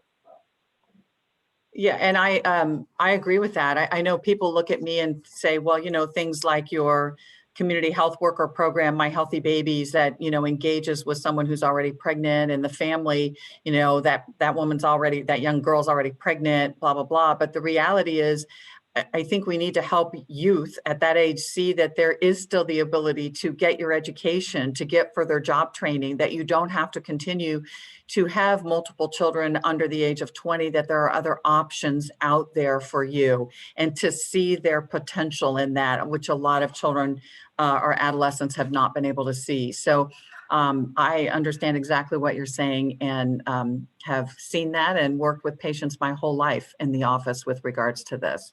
Some of them just need to know that they have other opportunities in life, and there are people out there that would love to help them. And I will just add, this is just an addition to what we already offer at the State Department of Health. We do have sexual risk avoidance education happening in schools around the state as well. We hope to achieve some weighted data with our youth risk behavior survey this year, which will give us a little bit more of an insight into where youth are now post-pandemic. And we'll just keep building what we have going on.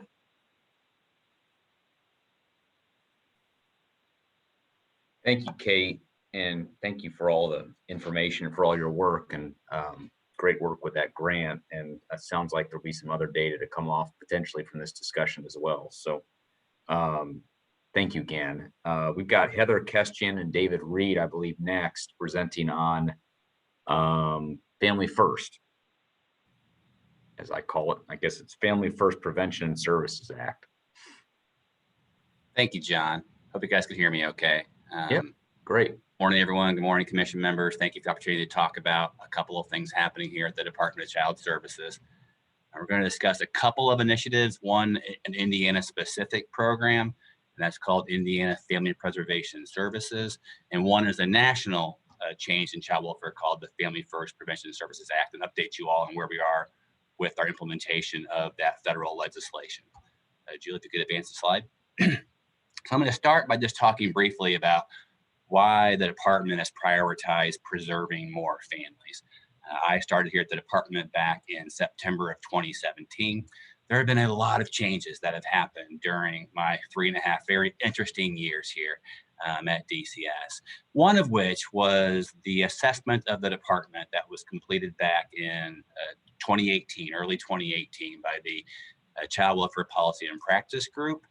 So they did an assessment of the entire department, and one of their most striking findings was that in the 12-year period leading up to September 2017, right when I started, Indiana had an 89.4% increase in kids entering out-of-home care.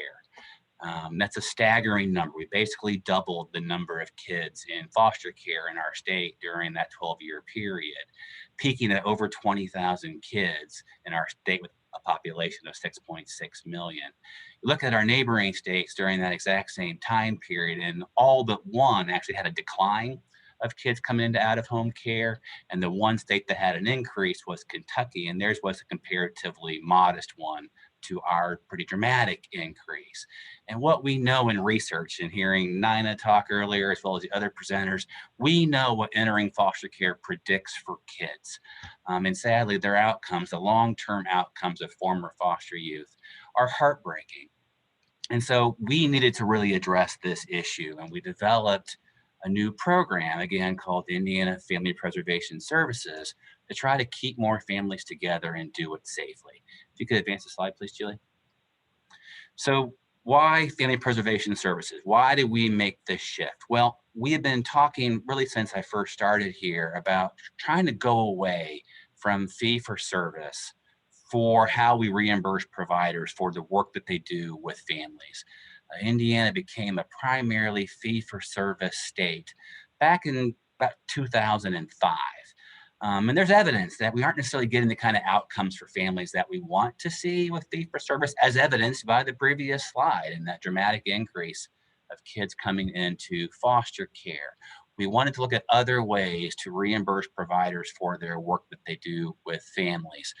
With fee-for-service, there are challenges when families don't engage in services right away. That creates challenges for providers from a reimbursement standpoint.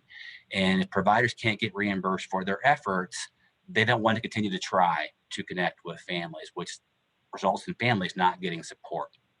So we kept coming back to, what if we use per diem, a daily rate reimbursement for the services that we provide to families? And then we got a big push in 2019 in House Enrolled Act 1001 that mandated that we utilize a per diem reimbursement model for family preservation services. That then led us to embark on a procurement process with our provider partners to eventually create this new service array.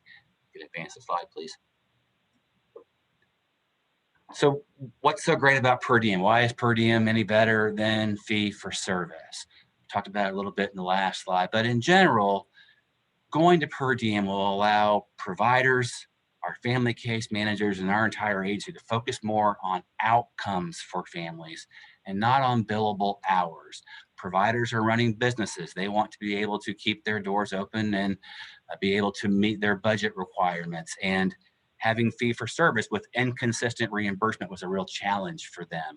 Going to per diem reimbursement allows that agency to focus more on, how do I get that family, the specific family with whom they are working, to a good outcome, rather than how many billable hours do I need to justify the staff that we have here working at the agency. So this shift allowed us to go more towards outcomes. In addition, with our old way of delivering services, that fee for service array, we would kind of shotgun services at families. We'd have 3 or 4 or 5 different provider agencies all working with the same family. So one provider was doing therapy, one provider was doing casework, one provider was doing parent education. And our families, make no mistake about it, are in crisis when we meet them.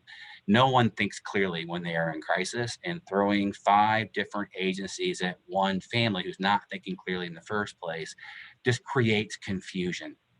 In addition, we have our DCS practice model that serves us well when we follow it.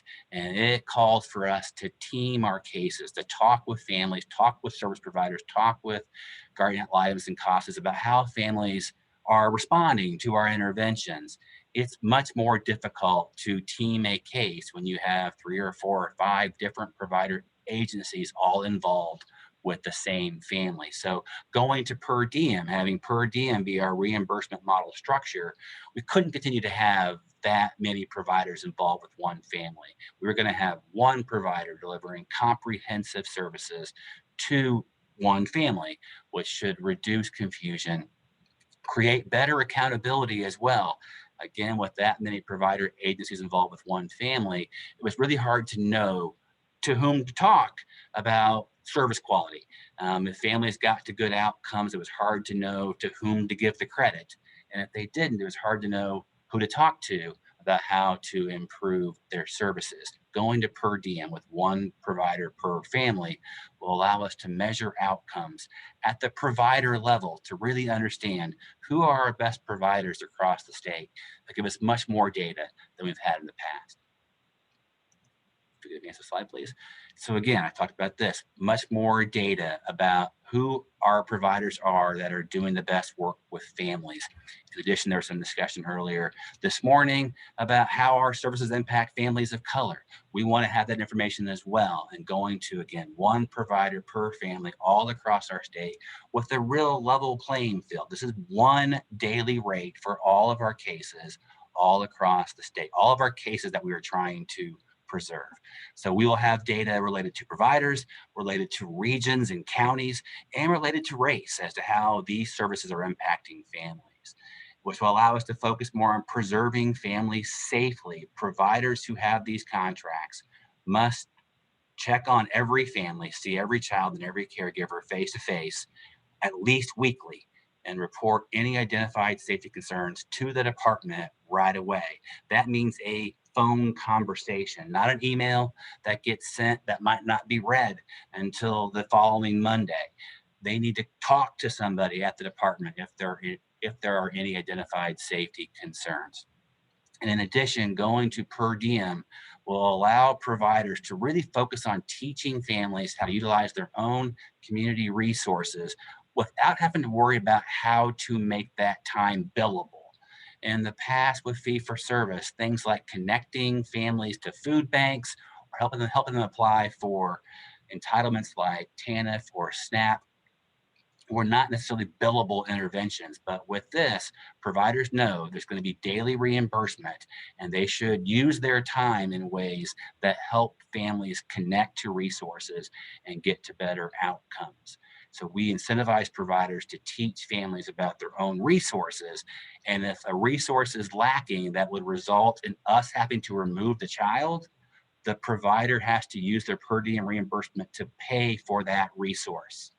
The department does not want to remove kids in the middle of wintertime because the father lost his job and the gas got turned off. We're going to have the provider teach that family about how to use the trustee's office, how to apply for TANF. And if they aren't able to do that successfully, then the provider will use their per diem reimbursement to pay that gas bill to make sure that home still has heat. So we don't add to trauma for kids. That was discussed earlier by Nina as well. If you could advance the slide, please. So the service is in place, and we launched this statewide on June 1st, 2020, right in the middle of the pandemic, in the early days of the pandemic. And these are, again, home-based, face-to-face services. All of these families and children who are involved in the service do present with risk to child safety. So we need to be going to those homes to ensure that the kids that are in those homes are indeed safe. That is a critical component of Indiana Family Preservation Services. We have multiple providers in every region and in every county that all have different service arrays, different evidence-based models, which are a requirement for this service as well. The providers delivering this service must utilize evidence-based models that are at least a promising practice on the California Evidence-Based Clearinghouse for Child Welfare. And our family case managers make one referral. It's one referral to make, as opposed to 3 or 4 or 5 like we used to have in the past, to one provider who has the ability to meet that family's unique needs in a comprehensive way. So we make thoughtful referrals to the right provider based on our knowledge of that family's needs and our understanding of the reasons for their involvement. Advance the slide, please. So again, we launched June 1st, 2020, and let's figure out how this is working. So at this point, we have served over 2,000 families across the state. That includes over 4,000 kids who have received this service going back to June 1st. Less than 3% of those 4,000 children have experienced another incident of substantiated abuse or neglect. Less than 3%. And less than 2% have gone on to experience a removal and a placement into foster care. We are conducting a formal evaluation of these services. There's a link to that here on this slide. In that evaluation, we are comparing this group of families with the same case types from a couple of years ago. And by comparison, those case types from January and February of 2019 had removal rates of over 60%. And so far with this service that has been in place for nearly a year at this point, we're looking at less than 2%. It's early. We're going to keep monitoring this data, of course, but we're very encouraged by what we are seeing from an outcome standpoint for kids and families. And again, what we know in research is that we can keep families safely together.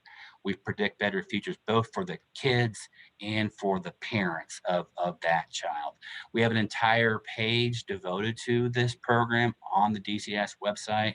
There is a lot of information there about the program. There's a program overview, a frequently asked questions, the complete service standard for the program, all of our meeting minutes from every meeting we have with our providers. We meet every other Friday. We have since the 1st of May. We talk with providers regularly about this program.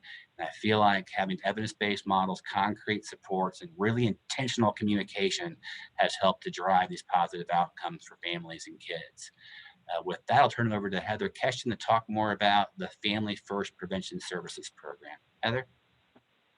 Great. Thank you, David, for that introduction. And thank you to members of the commission for an opportunity to present on our Family First Prevention Services Act, our 4E prevention plan.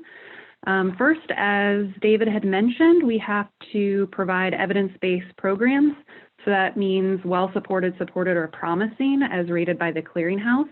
There aren't a lot of programs on the clearinghouse that have been rated as well-supported, supported, or promising, but of the ones that are there, we built our programs around what's available, and not only what's available in the clearinghouse, but what's available in Indiana. The Family First Transition Act did delay a requirement to have no less than 50% of programs that are provided, meaning those costs must be well-supported or from well-supported evidence-based programs. Again, that's been delayed, but we know that it's coming. And so to the extent that we can prepare for that, that's exactly what we're doing here in Indiana. There's a maximum of 12 months of services. A redetermination is available, and the services that are provided and claimed to our 4E prevention plan must be trauma-informed, and there's an assurance that we must provide to the Administration on Children and Families. Next slide, please. Our prevention candidate definition is what we've submitted to ACF right now is that the child must be identified as a candidate for foster care regardless of whether or not they're 4E eligible. So that's an important distinction in FFPSA. Pregnant and parenting youth and parents kin caregivers for those children and youth. What we've decided is, and what we've proposed to the Administration for Children and Families, are children and families who are served by providers outside of the Department of Child Services, who can remain safely at home and have a prevention plan in place. We are attempting to make families who are receiving Healthy Families of Indiana services categorically eligible. And what we're trying to do is make sure that those families don't have any change, if you will, in services that they receive, that Healthy Families remains intact, because we know that that program provides excellent supports and keeps children out of the foster care system.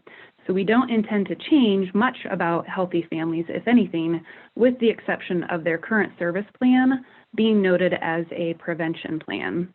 There are some additional requirements of that, but that's our intention right now, and to be completely served outside of India. So that's to say that a Department of Child Services family case manager would not start knocking on the doors of families who are receiving Healthy Families.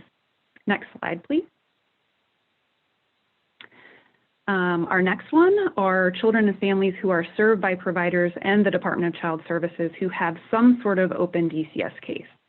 So that's to say our pregnant and parenting youth who are in foster care and their children, regardless of whether the child has an open case, and children and families served through an open informal adjustment case, and families served through in-home CHINS cases, specifically those families who are receiving Indiana Family Preservation Services. Next slide. These are the services that we've asked to be included as part of our plan. You'll notice the bulk of them are well supported. You will also notice trauma-focused CBT, that's promising, so we have an evaluation pending of that. David mentioned our evaluation pending for Indiana Family Preservation Services, and then concrete supports and services. We've submitted a transitional payments checklist that was permitted by ACF, and we're waiting to hear on those things. Next slide, please. If you have any questions, I'm happy to answer those, and I'm sure David would be as well. Thank you, David and Heather. Any questions for our DCS presenters? All right, moving on. Thank you very much. Incredibly important work and a big sea change since 17 for sure. Julie, I think we're on to your update, and then maybe move into the legislative highlights after that. I know we're approaching the noon hour, but I think we're pretty good on time. Yep. Then we can deal with maybe you want to tee up the last item as well, and then we can close. Yep. So just quickly, I just wanted to point out that in your agenda, you have links to all of the committee updates. So I'll just let you read those. But the committees are hard at work as well, and kind of preparing support for the different task forces and other things moving forward. Maybe just one that I'll quickly mention actually is the Child Trauma Committee you'll remember maybe last summer, it might have been August, presented a position statement around ACEs and not using the ACEs questions as a screening tool to determine what services somebody gets, right? And it kind of went into what you should and shouldn't use the ACEs for. And they're now working on a follow-up piece to provide more information and context and resources around what you should use for screening, or kind of what, when to screen for different things and what are the purposes and things like that. So that'll be coming maybe in a few more months. And then the data committee has some exciting stuff going on too. I think we're gonna finally finish updating the app, the information sharing app. We're gonna have an intern this summer to focus on that full time and get that done. Tyler from MPH is working on scoping the vulnerable youth dashboard that he presented to you all, the example from Kentucky last summer, and he's working on getting that going for Indiana. So some good work going on in the committees. The only other thing that I wanted to highlight for you, this goes a little bit into the legislative highlights, but my favorite piece of legislation this session was 1537. Thank you, Representative Devon. That will add 2 young adults to the Children's Commission who fit the definition of the vulnerable youth that's in the statute that created the commission. So in other words, 2 kids who are the kids that we're talking about, right? The youth that we're trying to help, but they're adults now, but young adults. So 18 to 29, I think it was. And so over the next month or 2, I will be working on building the infrastructure for that to happen and for that to be successful. So we'll put together an application and selection process that I probably will run by the executive committee at its May meeting, and hopefully get that going and have those youth on board. I would say in time for the August meeting, because basically the legislation takes effect July 1st. So we would want them to be on board for the first commission meeting in the new fiscal year.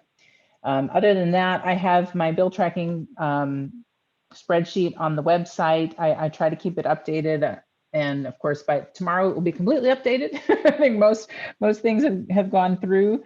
I could quickly highlight a few things for you, but I don't know that we have much time for that. So that spreadsheet is there, and I'll be putting together kind of a better summary, obviously once the session ends, with kind of more concise descriptions of the different pieces of legislation that will affect kids and families. I think I'll stop there, John, and if any of the legislators want to highlight other pieces of legislation or raise any other topics. Sorry, did I say legislators? Commission members, anybody? Real quick, I'll just say most of our legislation that dealt with COVID issues, I think, with DCS and different things. Probably one bill that gave several of commission members maybe a little bit of heartburn, and I might be putting it lightly, would be 301, which deals with the fatal review team. And it's been a couple of years in the making, and hopefully we got it in a good spot. It's not to harm or hurt anything, but I just want to say that we're going to be open to any changes and modifications as we move forward, as we put it into practice. So